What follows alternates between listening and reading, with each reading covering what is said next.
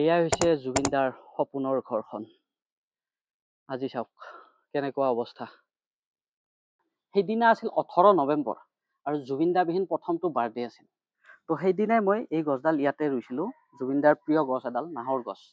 জুবিনদাৰ বাৰ্থডে আৰু জুবিনদাৰ বাৰ্থডেৰ দিনা মই জুবিনদাৰ ঘৰত, এইটো জুবিনদাৰ ঘৰ, ইয়াতে মই এডাল নাহৰ গছ ৰুইছিলোঁ। আৰু মানে আজি ভাবিছোঁ যে মই এবাৰ নাহৰডাল চাই যাওঁ আৰু জুবিনদাৰ ঘৰটো, মানে জুবিনদাৰ ঘৰটো কেনে অৱস্থাত আছে, তো সেইটো ভাবিছোঁ এবাৰ চাই যাওঁ আৰু আপোনালোকক অলপমান দেখুৱাম।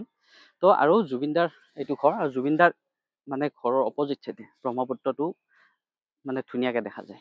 এইটো হৈছে ইয়াৰে মানে ভিউটো, এইটো চাওক, এটা কি ধুনীয়া ভিউ আছিল।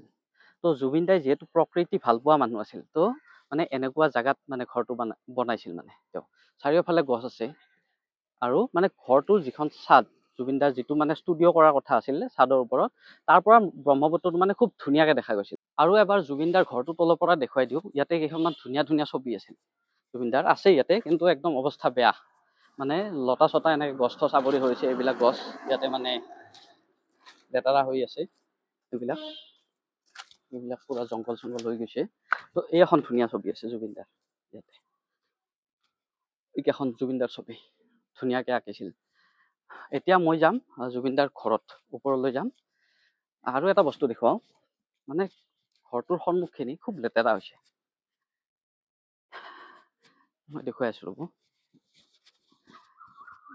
ইয়াতো মানে গ্ৰিল চিল নাই বা গেট চেট নাই, এনেকৈ বাঁহ তিনিডাল বান্ধি থোৱা আছে। আৰু চাওক জংঘল, মই যেতিয়া প্ৰথম আহিছিলোঁ, মানে প্ৰথম আহোঁতে কিন্তু জংঘল নাছিল, ৰাস্তাটো চাফা আছিল। আৰু এতিয়া চাওক কিমান জংঘল হৈ গৈছে, এইবিলাক জংঘল হৈছে। আৰু এতিয়া এনেকৈ বাঁহ তিনিডাল মানে বান্ধি দিয়া আছে। তো এতিয়া মানে সোমাই আছোঁ। তো এইফালে চাওক কিমান জংঘল হৈছে। আগতে মই যেতিয়া প্ৰথম আহিছিলোঁ তেতিয়া ইমান জংঘল নাছিল, ৰাস্তাটো চাফা আছিল। আৰু হ'বই, যিহেতু ইয়াতে মানে কি ক'ম আৰু, মেইন মানুহজনে নাই। আৰু এই আছিল জুবিনদাৰ মানে গাড়ীৰ গেৰেজটো কৰাৰ কথা আছিলে ইয়াতে, এইটো আছিল গেৰেজটো, মানে বনোৱাৰ কথা আছিলে ইয়াতে।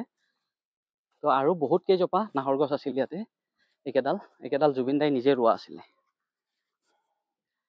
তো মই যিডাল নাহৰ গছ ৰুইছিলোঁ ইয়াতে, তো সেইডাল প্ৰথম চাওঁ।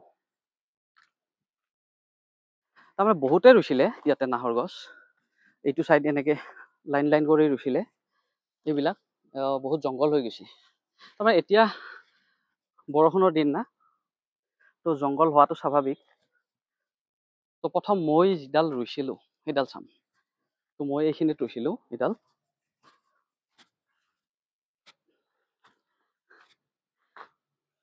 মই এইডাল ৰুইছিলোঁ ইয়াতে। এই দুদিনমান আগত পলাশ দাই আহি মানে এইখিনি চাফা কৰি দি গৈছিল, এই গছডাল।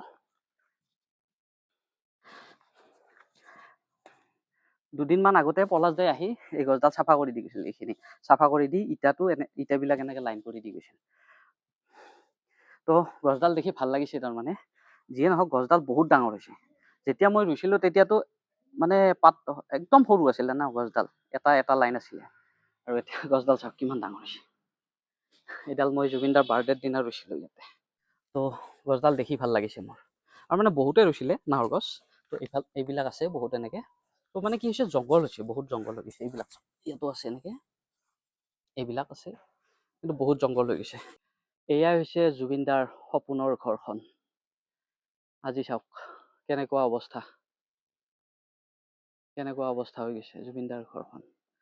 ইয়াত ঘৰটোৰ মানে মাজতে এডাল বেলগছ আছে, আৰু যিডাল গছৰ কাৰণে জুবিনদাই ঘৰৰ ডিজাইনটোৱে মানে চেঞ্জ কৰি দিছিলে। বিল্ডিংটো চাওক, মানে এই গছডাল কটা নাছিল জুবিনদাই, এই গছডালৰ কাৰণে তেওঁ বিল্ডিংটোৰ এইখিনি এনেকৈ মানে এটা বেলেগ ডিজাইনত দি দিলে, এই গছডাল নাকাটিলে তেওঁ। আৰু এইডাল এডাল মছলা গছ, যিয়ে মানে জুবিনদাই অৰুণাচল নে ক'ৰ পৰা আনিছিলে, ইয়াতে ৰুইছিলে, তেওঁ নিজ হাতেৰে ৰুইছিলে। এডাল মছলা গছ আছিল তাৰমানে এডাল। তো ইয়াতে এনেকৈ আছে গছডাল। আৰু এয়া হৈছে জুবিনদাৰ ঘৰৰ ভিতৰ ভাগ, মানে গ্ৰাউণ্ড ফ্ল'ৰ এইটো। আৰু আগতে জুবিনদাৰ ফটোবিলাক ইয়াতে আছিলে, ইয়াতে চাকি থাকি জ্বলাইছিলে, কিন্তু বৰষুণ পৰিলে ফটোবিলাক বেয়া হৈ যায়, তো মানে ইয়াতে দিছে। ফটোবিলাক ইয়াতে আছে, কোনোবাই আহিলে চাকি থাকি ইয়াতে জ্বলায়। তো ইয়াতে আছে বৰ্তমান, জুবিন দা ইয়াতে আছে বুলি ক'ব পাৰি। আৰু এইফালে ওপৰলৈ যায়, কিন্তু ইয়াতে মানে এইখন বন্ধ কৰি থোৱা আছে, যাব মানে দিয়া নাই চাগে ওপৰত। আৰু জুবিনদাৰ ফটোবিলাক ইয়াত আছে এনেকে। ইয়াতে যিসকলে নাহৰ গছ ৰুই গৈছে তেওঁলোকে এবাৰ আহিব আৰু পাৰিলে চাফা কৰি দিব। গছবিলাক হৈছে জীয়াই আছে। তো যিসকলে এইফালে বহুত জংঘল হৈছে, এইটো চাইডেও বহুত জংঘল হৈছে, যিসকলে নাহৰ গছবিলাক ৰুইছিলে তেওঁলোকে আহিব, আহি এদিন চাই যাব আৰু মানে অলপ চাফা কৰি দি যাব। আৰু মানে জুবিনদাৰ ঘৰটোৰ যিটো মানে ৱাল মানে সন্মুখৰ চাইডে, ৰাস্তাৰ চাইডে ৱালবিলাক মানে এনেকে খহি গৈছে। এইবিলাক এনেকুৱা অৱস্থাত আছে। তো জুবিনদা থকা হ'লে এইবিলাক এনে অৱস্থাত নহ'ল হয়, এনে অৱস্থাত নাথাকিলে হয়। উপায় নাই, চব এইবিলাক ভাঙি ছিঙি গৈছে। আমি ভাবিছিলো কি জুবিনদাৰ ঘৰত থাকে এইখিনি সময়ত মানুহ নাথাকিব, আমিয়ে কি জানি অকলে হ'ম। তো এনেকুৱা নহয়, এটাৰ পিছত এটা মানুহ আহি আছে। তাৰমানে এখন গাড়ী গৈছে, এখন আহিছে, এখন গৈছে, এখন আহিছে।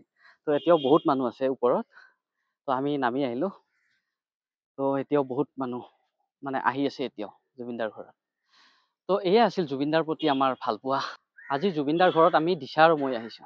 মানে দিশাই মানে নতুনকে ইউটিউব চেনেল এটা খুলিব। দিশাই কৈছে প্ৰথম যিটো ভিডিঅ' হ'ব খুব ভাল জেগাৰ পৰা আৰম্ভ কৰিম, এনেকে কৈছে, মোক ক'লে মানে।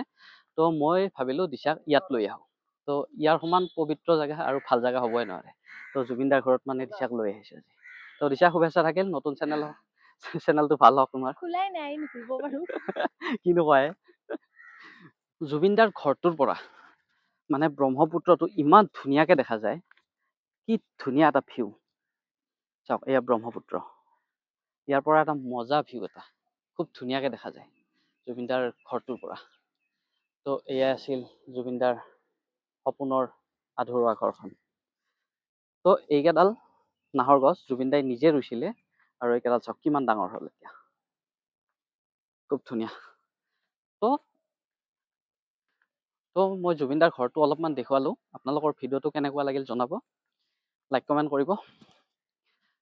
আৰু নেক্সট এটা ধুনীয়া ভিডিঅ'ত লগ পাম। তো আজিলৈ বাই বাই।